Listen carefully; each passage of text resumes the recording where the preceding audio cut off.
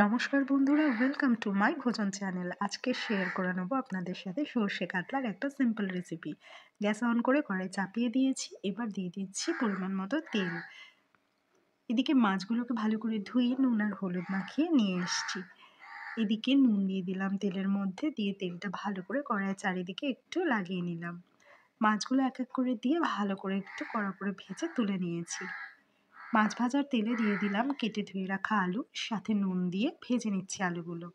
হালকা ভাজার পরে দুটো টমেটো কেটে রেখেছিলাম, সেটা দিয়ে দিলাম। দিয়ে আলুর সাথে টমেটো নাড়াচাড়া করতে থাকছি। এবারে দিয়ে দিচ্ছি দুটো চিড়ে রাখা ঝাল ঝাল কাঁচা লঙ্কা, আর অ্যাড করে দিলাম হলুদ গুঁড়ো। দিয়ে ভালো করে একটু নাড়িয়ে চাড়িয়ে নিয়েছি। তেল রিলিজ করে গেছে, তখন দিয়ে দিয়েছি ঝোলের জন্য পরিমাণ মতো জল। এবার দিয়ে দিলাম স্বাদ মতো নুন, দিয়ে ঝোলটা একটু নাড়িয়ে নিয়ে তারপরে ঝোল ফুটে গেছে, দিয়ে দিচ্ছি ভেজে রাখা মাছগুলো দিয়ে আরও কিছুক্ষণ আমি ফুটিয়ে নেব। তারপরে আগে থেকে আমি সর্ষে পাউডার জলে গুলে রেখে দিয়েছি। সামান্য একটু গুড় অ্যাড করে রেখেছিলাম পাউডারটার সাথে।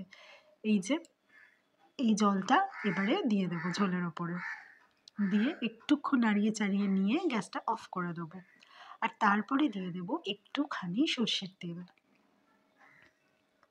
আর একটু তেলও দেওয়া যেত, কিন্তু আমি অল্পই দিয়েছি। দেখুন কীরকম হয়েছে দেখতে, খেতে কিন্তু ভালোই হয়েছিল।